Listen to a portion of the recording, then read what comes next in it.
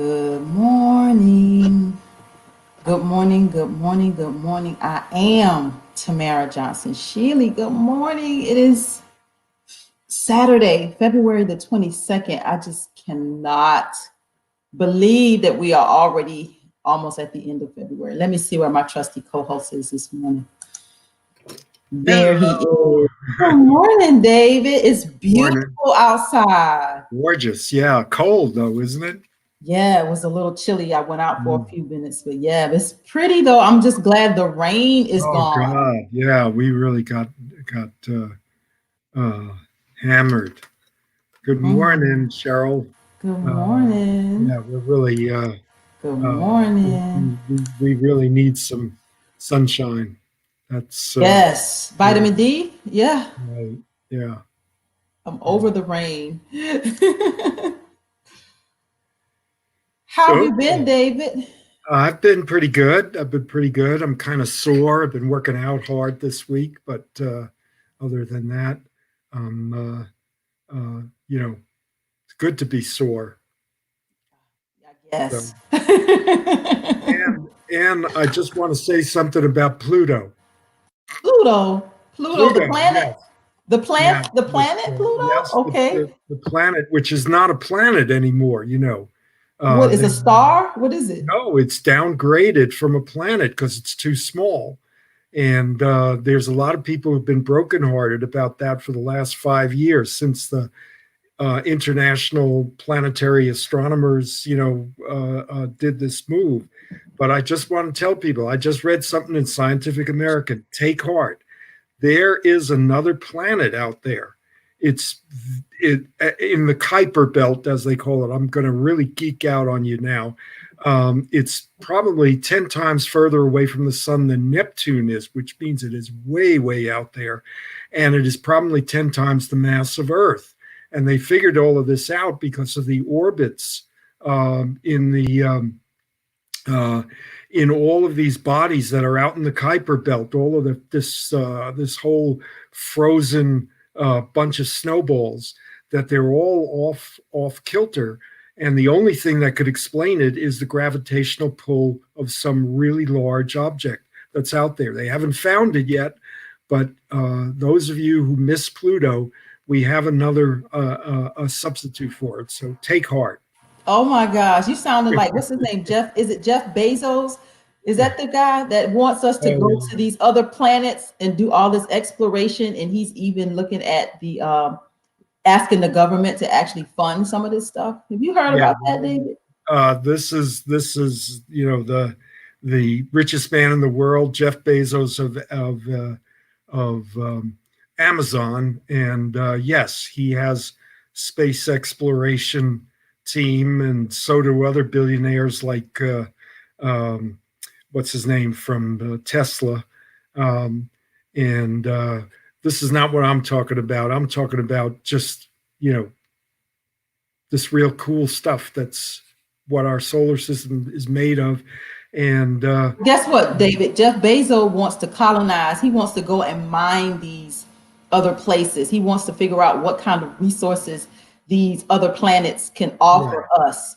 So it's bigger than in even space exploration where we can visit these other yeah, planets. It sounds so just like colonizing. You want to go now, you can't you ruined Earth. Now you want to go and ruin some other planet. well, we will see whether that actually, um, you know, yeah. I mean, the thing is that people who have $100 billion can do what they want, and the rest of us have got to just, you know, accept accept their whims as facts. So, I think that Jeff Bezos could do a lot, and this is part of what I think Michael Bloomberg should do. If he's such a committed, dedicated Democrat, um, and he's going to give all of his money away after he dies, give it away now. I mean, how much money does he need? You know, I mean, Was that you, David, that I was having a conversation with about Mike Bloomberg taking his money? I'm not sure who that was, and if it wasn't you, I'm sure we can take this conversation there. But he was. Yeah. What if Mike Bloomberg gave his money to all those people in Florida that can't vote? Yeah, That was yours. Yeah. I just heard this on a young black woman who may be from a group called Pod Save America or Rock the Vote or something like that. I had not seen her on before, and I could not find the reference. Maybe somebody who's listening might know or watching might know who this is. But she was on Chris Hayes on the Friday night after the New Hampshire primary, and she said, when they were talking about Bloomberg getting into the election, and she said, "I have a modest proposal. Let them use some of the $100 million that they are spending. Bloomberg is now up to 400 million, and pay off these fines of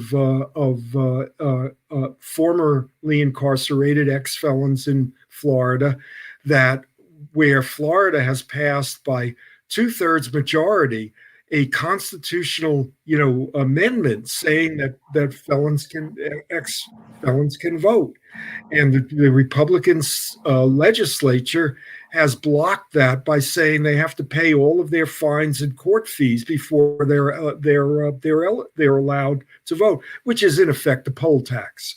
Now it's being protested in court, but that's 1.5 million votes in Florida.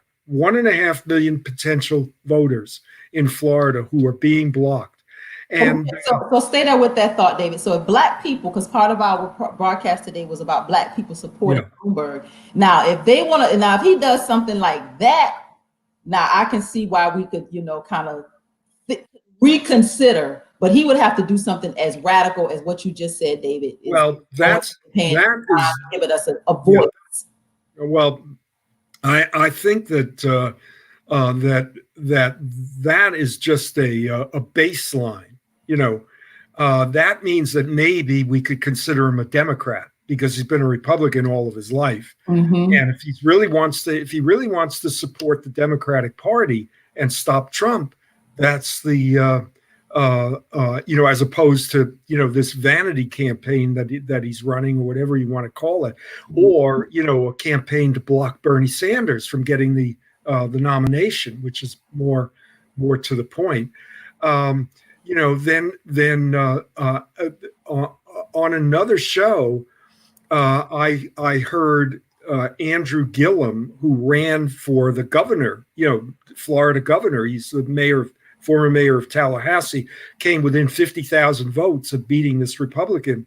And he said that Florida has been a 1% state for the last 2.5 decades, the last 25 years. 1% either way or the other determines whether Florida has a Democratic or a Republican senator, governor, House and Senate, state House and Senate majority. 1%. Now those ex-offenders can essentially flip an election in Florida. So, and Florida, we know what happened in 2000. So Florida can determine the entire outcome of the presidential race. So that's. So Bloomberg wants to do something for black people and stop buying politicians like he's doing, buying his status, buying our preachers. If he wants to really do something for black people, do that. Now that to me is a winning formula. Bloomberg has built up over a number of years, might even say, maybe a decade or more. He has been running these I don't know what you call them, boot camps for mayors, how to manage a city. And that's where a lot of his African-American support is coming from, is from black mayors who have been supported by Bloomberg, both in their, in training them, to be more effective mayors, supposedly, and also probably with helping their reelection campaigns. So he does have a very top-down connection to the Black community. But as with the $400 million that he spent on television advertising, that's not connecting to the Black community. Not at all. Did you see those debates, David? Well, I saw the highlights of them. I mean, he got his clock cleaned, and the comments were that this was both his lack of preparation and what one commentator called his imperiousness. I mean, the man's worth $80 billion. He doesn't have. Look, he feels like he doesn't have to debate. He doesn't have to discuss it. He can just buy his way into this candidacy. His candidacy. Yeah. And not only that, he's got a heavily, his whole, Bloomberg, corporation, apparatus, which is, a very effective business organization. I mean, it made him an awful lot of money. So, there's a lot that he has going for him, but it is all within the framework of, the premise that a moderate is going to win against Trump. And that's not true. I think we are in such a time where people have been paying attention to politics, and people have been paying attention to these politicians. We're not going to just go to the polls and just vote. You better give people a reason, and you better stand on the issues that are important to them. Those people are not going to the polls just to vote for. Bloomberg can spend all the money he wants, and some people are going to gobble it up, but I do not think that he can buy this election. Well, yeah, and we're going to see whether what's her name, Kelly Lofgren, can buy the Georgia, Senate election. Absolutely not. We are not. Georgia is not for sale. # Georgia is not for sale. And as a candidate in that race, I'm coming for her. No, we're not for sale. And we're smarter than that. I think she thinks that, her money is her power. It's absolutely not. Yeah. Well, we're beginning to see some of the limitations of the role of money in politics, because there's an interesting development going on, because I from what I understand, yesterday Elizabeth Warren decided to take PAC money. Because she's falling, she got a good boost from that debate, in Nevada, but in order to remain viable in the Super Tuesday states, she needs a lot more money, and so she has put a real contradiction in place on her brand, which was that she was not going to take corporate money. And she's gone back on that. So how much does that affect her, her campaign, her attractiveness to the voters that she's been, trying to win over. This 2020 election is a test. We're going to really see how far money can go. We're going to really see how far messaging can go. I think this election is going to change how we do politics moving forward. Well, in one way or the other. I mean, because if Trump wins, politics as we know it is gone. I mean, it's going to be, a kleptocracy. A den of thieves that loot the economy and the government for their own advantage. Mm-hmm. And with heavy enablement from the entire Republican Party, or what's left of it. And on the other hand, Sanders has been raising huge amounts of money from donors like me. I mean, I give him $25 here, $25 there. I get 4 emails a day, from the campaign, and I'm okay with that. I mean, I really am, because that is the way that the change is going to happen. Until we get a government, the federally financed elections, that's what it's going to take, and we're not going to get that, if anybody but Sanders, wins. So my thing is that uh, uh, I just saw something on the one of the commentator shows that Trump's re-election campaign wants to run against Bernie Sanders, and because they think he's beatable.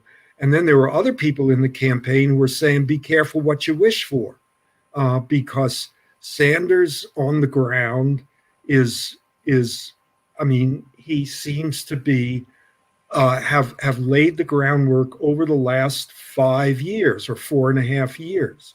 Mm-hmm. And there's a base of support out there that is unshakable. It is as unshakable as Trump's is.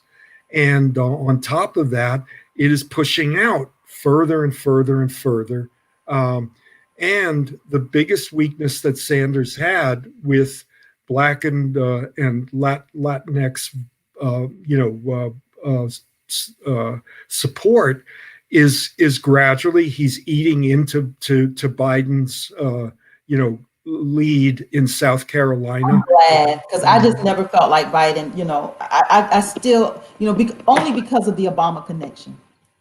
Yeah, well, Biden is I mean, he is a horror. I mean, he's just a horror.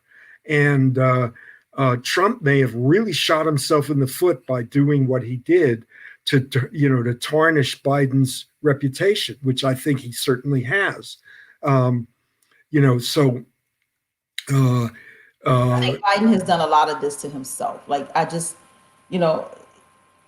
well, it's nothing that I know it was because of the Obama connection, and Black people felt like because he was Obama's man, that this is our man. Yeah. And Biden is the representative, was the senator for 40 years almost, the senator from the state of Delaware. Delaware is the tax haven for big banks and for credit card companies that, from the banks.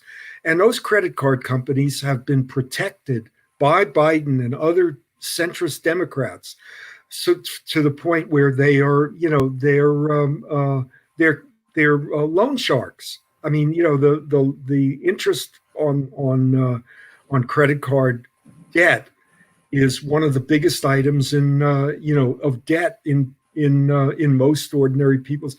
And in the late 90s, he helped protect those credit card companies from bankruptcy debts from ordinary working people.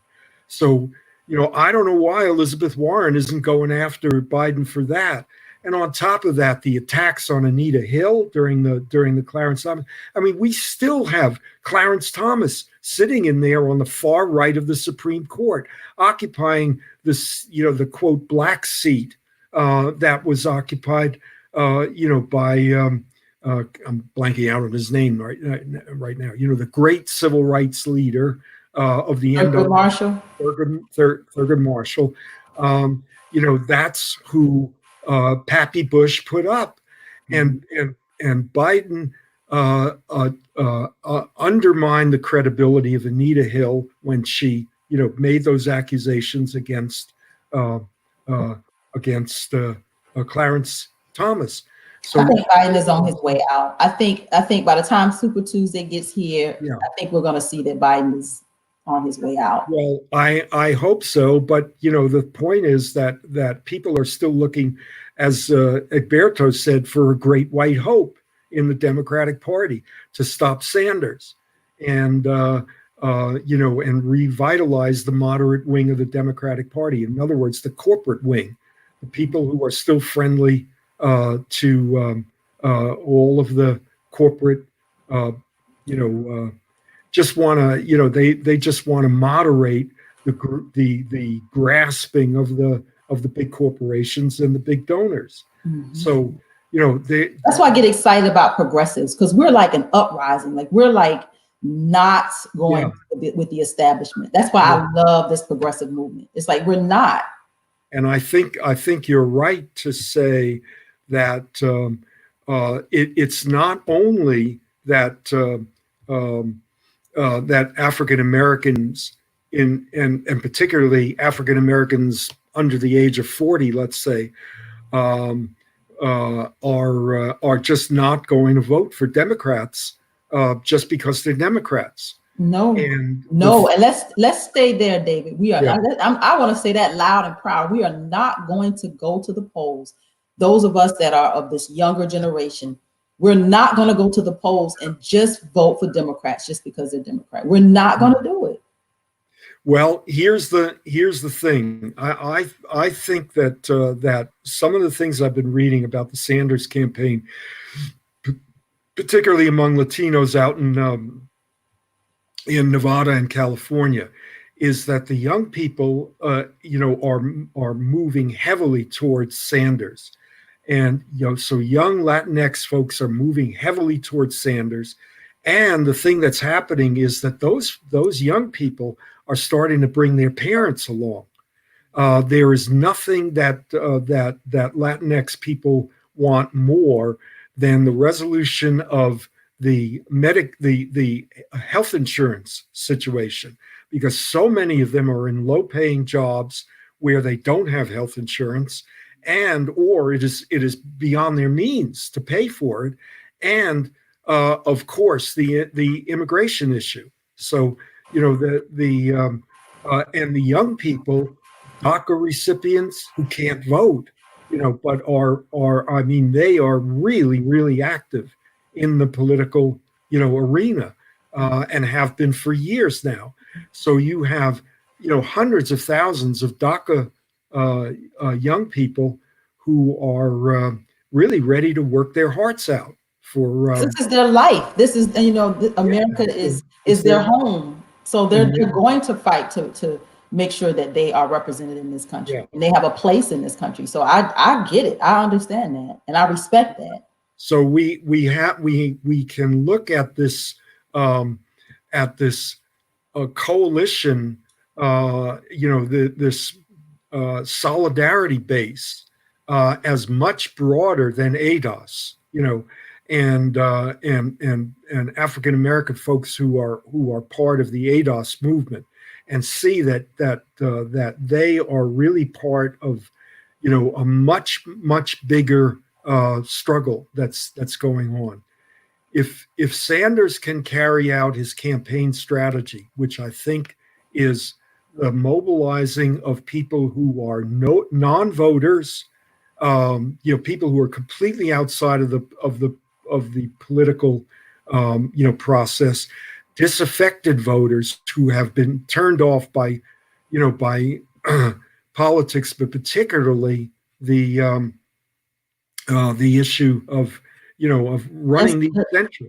yeah, Uh, let's address Justin. He said, "Good morning, Tamara. Interest on loans and credits should be addressed along racial lines, right. mostly because blacks usually only access predatory capital." Could Yeah. David speak to that a little more? He touched on it speaking on Biden and Delaware. Yeah. Yeah. Yeah. Well, you know, um, going back 50 years, black people couldn't get credit. You know, the whole thing that I keep mentioning about the GI Bill and the way that it was set up by the senior representative from Mississippi, the Dixiecrat from Mississippi, John Rankin, was to give out loan guarantees to banks rather than direct loans from the federal government. And that meant that banks could discriminate as all that they wanted, because the GI Bill had no non-discrimination clause. So less than 1% of loans in the 40s and 50s for home loans were given to people of color, not just African American, anybody. who was not European American. So black people couldn't get credit, and the way they bought homes was on installment plans. This is what Ta-Nehisi Coates talked about in his article for the Atlantic about the case for reparations back 2 years ago or 3 years ago. So black people were buying homes on installment, which meant if you missed a payment, you got your house taken away. There were no protections for mortgages the way that there are for mortgages. No protection for the consumer. So credit was a white privilege, and so all of these working class people, white working class people who moved out to these white by design suburbs, went into debt, and the interest payments were low until the 60s when they started to use credit cards, and then the banks got their hooks in them, not just for mortgages, but for credit. So the privilege that's involved involved a heavy transfer of wealth and income from working class whites to the big banks. And, white people don't get that. All they get is, I've got privilege, right? And they don't equate the privilege with the debt, is what you're trying to say. Exactly, yes. And so by the time that black people began to get that, then this is something that Bloomberg actually repeated just a year ago. They have the video of him talking about this, that the financial crisis of 2008 was caused by too lenient credit, which is a code language for saying that black people were finally able to get mortgages, and the mortgages were subprime mortgages. And we have Wells Fargo Bank now paying, I don't know what, $10 billion in fines because of the way that they steered people into the black people and other people of color into these subprime mortgages, even when they would have qualified for prime rate mortgages. So in 2008, the wealth accumulation for Black and Latinx folks that they had been building up for the previous decade, it was obliterated, by the foreclosures that took place. White working class people were hit hard too. Maybe a third of their net family wealth, but for African Americans and Latinx folks, it was half or more. So their regaining of ground, it's barely, they're barely getting back to where they were in 2007. And so the idea, and Bloomberg is repeating that same rate, I would call it, white blind. I don't like calling people racist, but that same white blind interpretation, which was on the air, which being circulated back in 2008 when McCain was running against Obama. There were really efforts made to blame the whole financial crisis on black folks. Really, it's wild. And the fruits of that were the Tea Party, the Republican right wing taking back the Senate and the House. We're not back from the housing crisis. Absolutely. Do you know that there are 2.5 million empty homes in this country and 500,000 homeless? That's the statistic. And in California, Governor Newsom has said, this is a state of emergency. We can't have this because an average home now in the San Francisco area is $1.5 million. $1.5 million for working people to buy a home. This is nuts. So they're trying to build affordable housing in California. It costs $750,000 to put up an affordable home in California. What the heck is going on? So what has happened is that the real estate market, as with everything else, has gone high end, right? That's where the profits are. If you build a house for that's 3,500, 4,000 square feet, you can make more profit than you can on a house of 2,000 square feet. 2,000 square feet is more than enough for a family of four. It's safe to say that history and legacy has resulted in today's current racial wealth gap. Oh, yeah, Justin, absolutely. I mean, this is what we are seeing is the ways in which the racial privilege system has made separate and unequal two wings of the working class. It should give all those who lost homes access to reclaim it back. Yeah. And that was really one of the biggest failings of the Obama administration, was to bail out the banks and not lower the principal on these millions of homes that were being foreclosed on. If he had done that, and that's the way in which Obama, the corporations and working for the big banks, his whole administration was filled with people like what is his name, Geithner, in Treasury, and Summers, Lawrence Summers, as his Council of Economic Advisors, and they said, you got to save the banks, save the banks, save the banks, right? Any other country that had this crisis nationalized the banks, at least temporarily, took them under receivership to the government, and then people would have been compensated by, instead of having to pay a mortgage on a house worth $300,000 or inflated house price of $300,000 or $400,000, lower the principal, make the house what it would buy on the what it would sell for on the market, on this lowered, deflated market, and then people could make their house payments. Mm-hmm. So that's what, and of course it happened more to African Americans than it did to whites. They're the ones who got hit the hardest, and that would have flipped the whole economic script in favor of working people and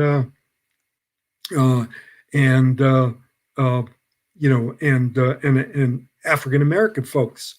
So this is structural, and it's structural not just to oppress and destroy the lives of African Americans, although that's part of it.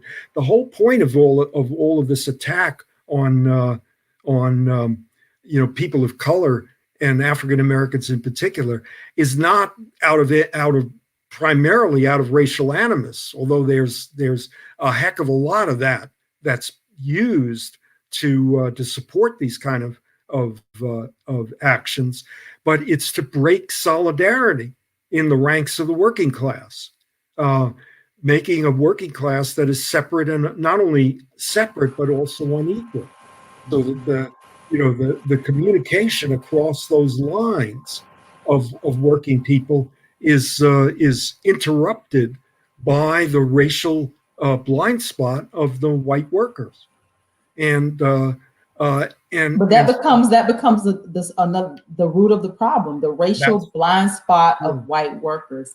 We're here, we're ready. We're ready for 400 years. We've been ready, and for white people to say, okay, let's get this right. And that blind spot, David, that white blind spot that you talk about, is what do we do? That becomes, well, that's why my support for Bernie, although it's really optimistic, I feel a sense of optimism really for the first time, is still critical. I mean, I'm critical of his campaign, because I don't see them, the Sanders campaign or the Democratic Socialists of America or their publications, really coming to grips with the fact that there are tens of millions of poor whites that are out there that are simply waiting for somebody to give them the choice between their sense of superiority as part of the white race and taking care of their sick mother. As I said, last week about Glenn Ford, Black Agenda Report, his line. Somebody's got to put that choice to them. There is no way that they can do both at the same time. Working class whites and blacks aren't the same, because working class whites still have wealth. Blacks only low wage incomes. Also, working class whites have way better jobs. Yeah, well, they do and they don't. Absolutely that is the case. On the one hand, on the other hand, we have to look at this affordability crisis that as economists are now calling it. What difference does it make if you have a better job and you have some kind of crap health insurance, and you have a mortgage on a house, right? That is, I'm talking about white, European American working people. When you can't get $400 together for an emergency, when you can't pay all of your bills at the end of the month. So the more that white working people continue to compare themselves with the state of the economic state of African Americans, the less they are likely to see how insecure their own lives are. Because they're thinking, at least I'm not like them. I'm not as bad off as they are. Is that what you're saying? Exactly. And that's the white superiority. Mm-hmm. That is the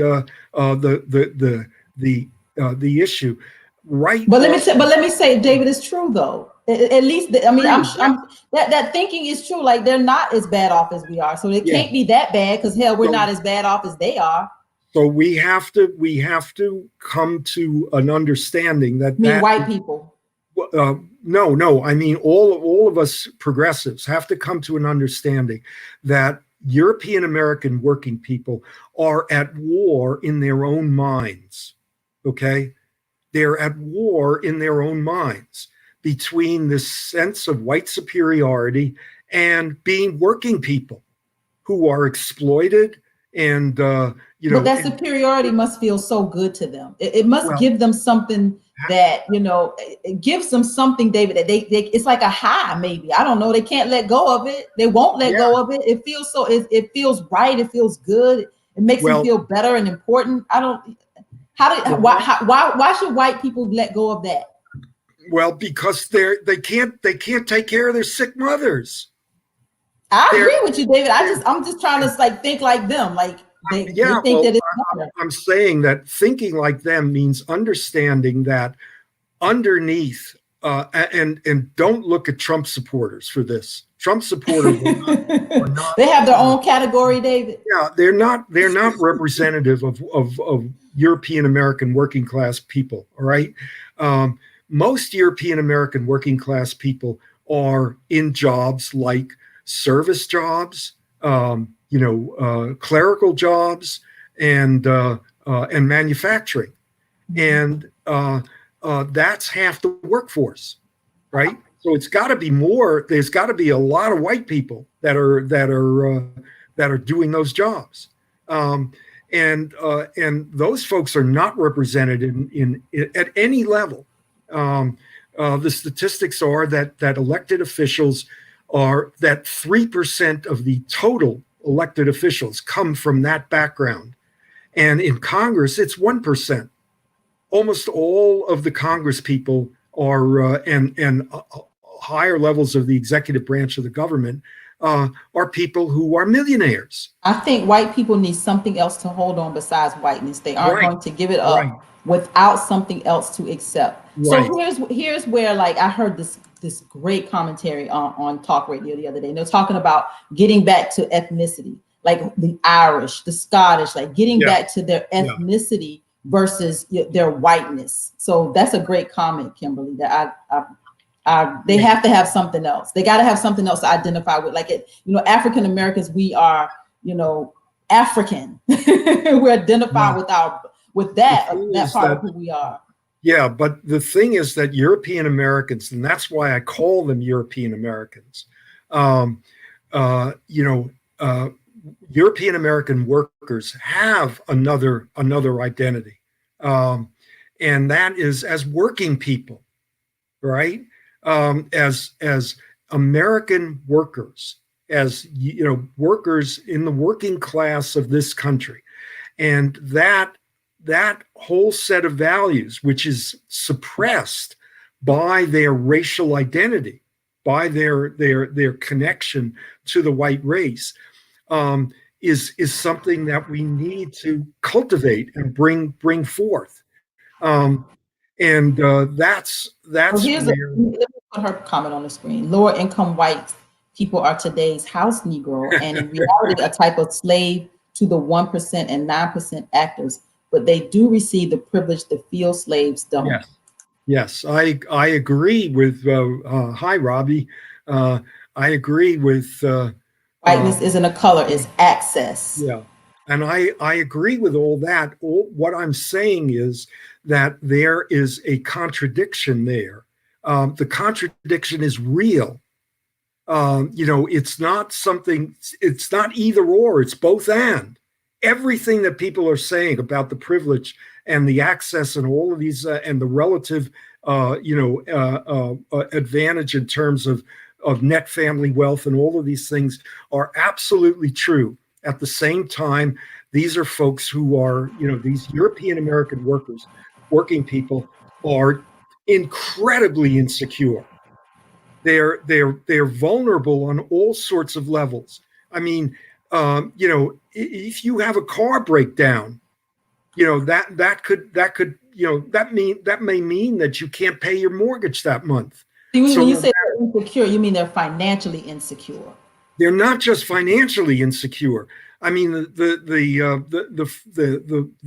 are insecure in terms of health care, in terms of every other aspect, and on top of that, they're insecure in their own souls,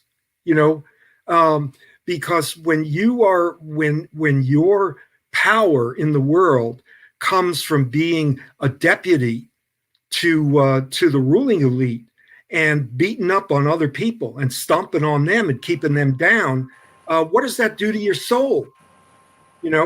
And those folks really have a choice. Me folks, folks like me have a choice. I've made my choice. That Thank you, David. I'm not going for that soulless, sense of superiority, which is what it is. I mean, this is what white consciousness is all about. Thinking white. And our new administration to give affirmation that ADOS, American descendants of slavery, for those of you that don't know, have suffered enough and their needs must be addressed. How to address these needs? How do we address these needs? Yeah. That's why this movement, the ADOS movement, is so important. ADOS101.com, because Black America, it's like, David, let me tell you how I explain this to people that just don't seem to understand why this movement is so important. Why Black people right now, those of us that are ADOS, this has to come to the forefront. I'm a mother and I have more than one child. So it's like when one kid is sick, I'll have to make sure that I get the other kids situated and stable so that I can give 100% of my time and my attention to my sick child. That's what ADOS is. ADOS is, we have to give time and attention to this because this child that is sick can make the other kid sick. So I need to make sure that I can help this child get well. So, I mean, in such a simple term, we have to, this movement is right here and right now. Right. And I think that that it becomes a test of solidarity and an awakening of consciousness among European Americans to acknowledge that, to acknowledge that special situation that is a result of the history of African Americans in this country, of American descendants of slavery in this country, that not only takes place at the time of that is a consequence of slavery. It's a consequence of things that are going on right now. Slavery. So black codes, yeah, Jim Crow, no Green New Deal, no GI mass Bill, incarceration, mass incarceration, war on drugs, yeah, redlining. Like we can keep going on and on yeah, and on with these systemic generational injustices that are yeah. we're still victims of today. Now here's the point that I'm making. Um, when the Sanders campaign or any other progressive group uh, is unwilling or afraid to address the issue of reparations with white people, with white working class people. And there lies the They, problem, David, because in these liberals, in these spaces on social media, I have tried to have yeah, these conversations with these Bernie crats, and I've supported Bernie in 2016. yeah, I'm sitting on the fence now with Bernie because I need him to take a very bold stand and say I'm going to address this group specifically. And because he won't, his supporters, I'm telling you, it's like they're I do call some of them racist because they are. yeah, yeah. Well, I think your point is one of the things that's going on here. I think is this whole issue that I call the paradigm. Um, and the paradigm for most of these white leftists, and it's reinforced, by the way, by black leftists as well, is that privilege is a benefit. You see, and as long as you believe that white working people are actually benefiting from the system, you can't see the costs to them. All right. And if you can't see the costs to them, then they become like your non-sick, child, right? Why are you paying all of this attention to my brother or sister? And not paying attention to me. Well, Because the because child is sick. sick, you know, Yes. duh, Duh. and so if the both black and white progressives start out from the position that there's one working class in this country, it is separated and unequal, but there still is one working class, then we can, both of us working together, black and white progressives, can appeal to solidarity and weigh the scales a little bit in the minds of those European American workers. Uh, you know the solidarity aspects in and of their value system, because their value system for a lot of these peoples is Christian and working class, and a Christian value system is working class. You know, I'm um, a pivot right there with that point, David, with the yeah, Christian value system, because I want to give some time to us talking about Black Republicans. right. That is where they are connected. Black people are connected to the Republican Party. It is religion. It is, the things that we believe, specific to our religions that Yeah. bring us, that take Black people over to the Republican Party. Well, I think that's going to be a really hard row to hoe, because black Christianity and white Christianity are very, very different religions. And black And now, why Christianity, you say that? Say that. uh, Explain that, David. Go ahead and explain I'm not an expert on this, and that. I've studied the Christian right a little bit and white fundamentalism a little bit. And although I mean, you talk about the sections of the Bible that people are quoting, you know, and what's going on in a white Christian right church is very different from what's going on in a black, you know, whatever you want to call it, evangelical. I don't want to use the word fundamentalist, because um, the African American Christians have adapted and adopted and emphasized very different parts of Christianity than European Americans. First of all, most European American Christians were in favor of segregation, during the whole period of Jim Crow. And the Southern Baptist Convention has as much as admitted that 20 years ago, and apologized for their support for slavery and for for Jim Crow segregation. Haven't done much about it, you know, but they did admit that that's what their role was. They were segregationists. And all of these things that happened, you know, these religious academies that grew up after the Brown versus Board of Education, these segregation academies were to block the efforts to integrate, you know, the public schools. So all over the South, you know, millions of kids, of European American kids, grew up without having any contact with African Americans, and those are the people who are in their 50s and 60s and 70s today. They were shaped by those segregationist academies, which told them that the Civil War was a noble cause. You know, on the Confederacy was a noble cause, and that black people were in Reconstruction were too corrupt and illiterate and backward to be able to handle governing, which is a total lie. You know, and all of these other things.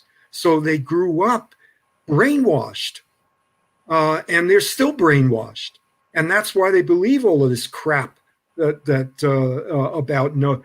climate is a hoax, climate change is a hoax, and the Democrats are all socialists, and you know everything else that they swallow so much crap because they're trained to do that.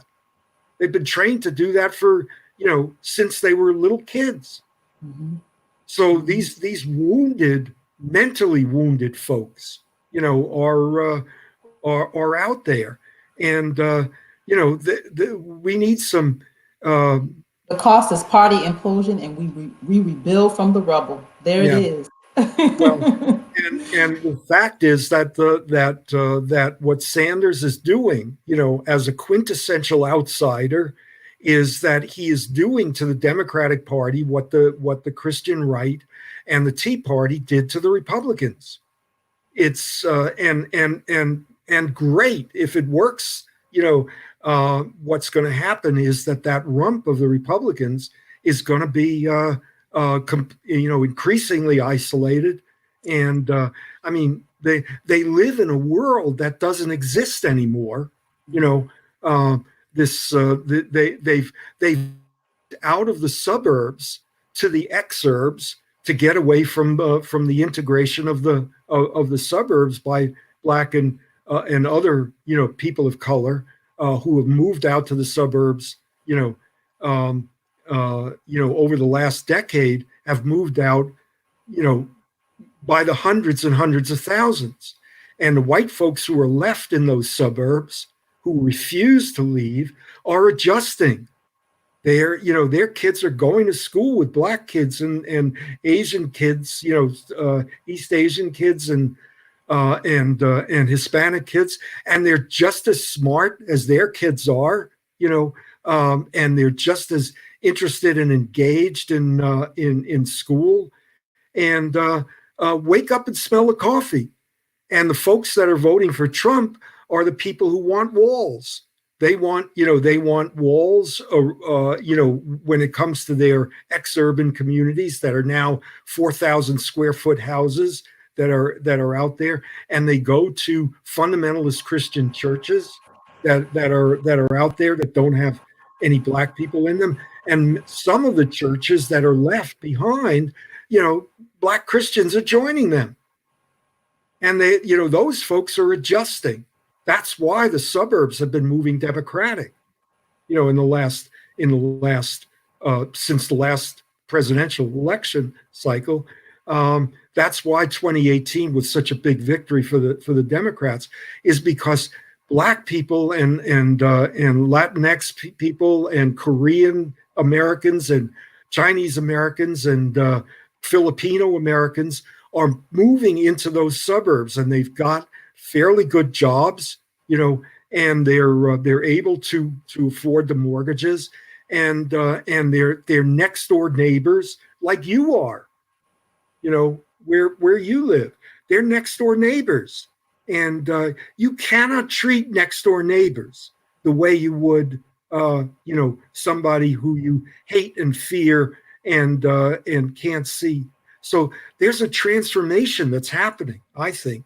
Um, uh, and and those folks who are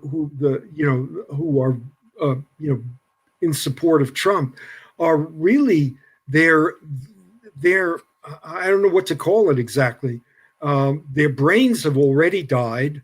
Maybe they can be revitalized, but they're also you know even among fundamentalist Christians who deny the climate change, a younger generation is coming up and saying, no, that's not the interpretation of the Bible. We see the interpretation of the Bible that humans are stewards of the earth, right?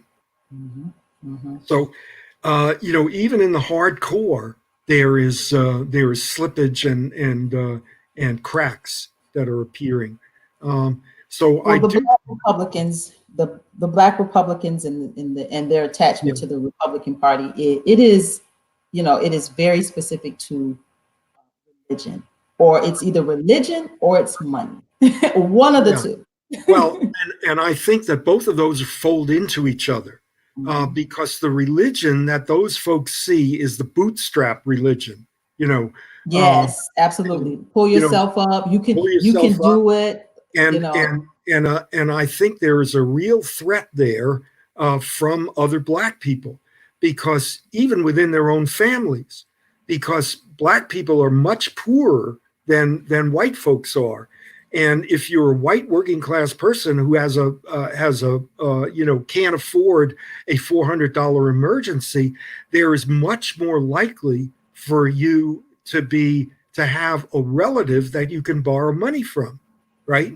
Mm-hmm. Um, in the Black community, when there are people who make it, quote unquote, they got 10 relatives, that are poorer than them, Or and more, the whole family. It's like usually one, maybe two persons in a family that you can say has gotten beyond yeah, everybody else. And moved out guess to what? the The whole suburbs. family is Yeah, pulling on that one person. that's absolutely right. And for most Black people, that's okay.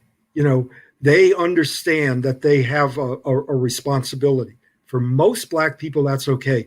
But for a group that I think, there's a small group that are that are, resentful of that, and they see, so it's money and religion. It's a Mm-hmm. it's a sense of an interpretation of Christianity about you might call it, the Calvinist elect. You know, the fact is that everybody else is going to hell, and the sign that you are one of the elect, that's going to sit at the right hand of God, is that you're successful. And so why should I bother with these people who are all going to hell anyway? Even if they are my family. But it's mixed in with this whole idea of individualism, you know, and solidarity is the exact opposite of that. And Black people feel solidarity, in their working class consciousness is very, very strong, for the most part. And for whites, it's weakened by this sense that, well, maybe I could make it, maybe I could make it. And it's true. I missed that comment, the threat to something or other, but oh, here you are. Yes, yeah, that not being white, that it is an existential threat. That's what they see, but it's not. It's not. It's just not It being is white. it is because they think they're going to lose family, because sometimes people lose Yeah, family. They're going to lose friends, and then they have to figure out, well, who am I if I'm not white? And it goes yeah. back to the person that made the comment about they have to be able to attach themselves to something else. Yeah. Well, and what I'm saying is that the who am I question is something that human beings need to ask each other, and themselves all the time. Who am I is is a part of growing up, you know. It's just figuring that out for yourself, as opposed to what other people are telling you, right?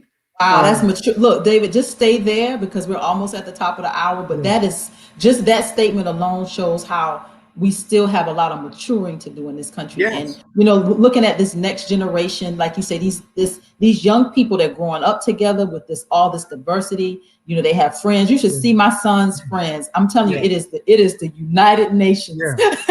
Right. and I Right. absolutely love it. I Yeah. love it. I love to see these kids that see beyond color, and they just friends, and they respect each other. So, David, this was a great broadcast. Someone just said it was a great broadcast. Thank you. Make sure when we come back, David, we'll talk about Robin DiAngelo. Someone wanted to know if you were familiar. Oh, yeah. Yeah, and then he wants you to talk about the war on drugs and the devastation in the Black community. Yeah. But we are at the top. Let me just bring this up. This is a book that says that it's called Invisible Men, and the subtitle, if you can't read it, is Mass Incarceration and the Myth of Black Progress. Becky Pettit, University of Washington, out in Seattle, sociology professor, wrote this 2 years after the new Jim Crow. Michelle Alexander's book came out, and she figures out from the statistics here that Black people have made no progress at all. If you take into account these invisible men who have been incarcerated, millions and millions of them who have been incarcerated over the last generation. So this whole idea that Just ask Black people. Just ask somebody Black. We can tell you. Like, you're looking yeah, at first generation college graduate. First generation college graduate. You're looking at me. I'm not even 50 years old. So that just shows you where I can tell you where I'm from. But this has been a great broadcast. We are at the top of the hour, David. I love you tremendously. You can learn more about the ADOS movement at ADOS101.com. You can find Mr. David Slavin right here on Facebook at Acknowledge the Divide. Mr. Egberto Willies is out in Iowa. I was hopeful that he would come on and talk about the caucus.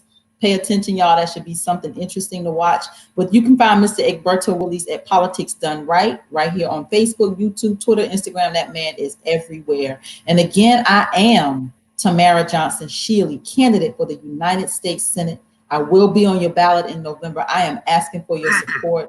I am asking for volunteers. I am asking for donations. I cannot do this alone. We have a race to win. We have a race to win, and Georgia is not for sale. David? Power to the people. Right Have on. a great week. Amen. Have a great week, everybody. Bye-bye.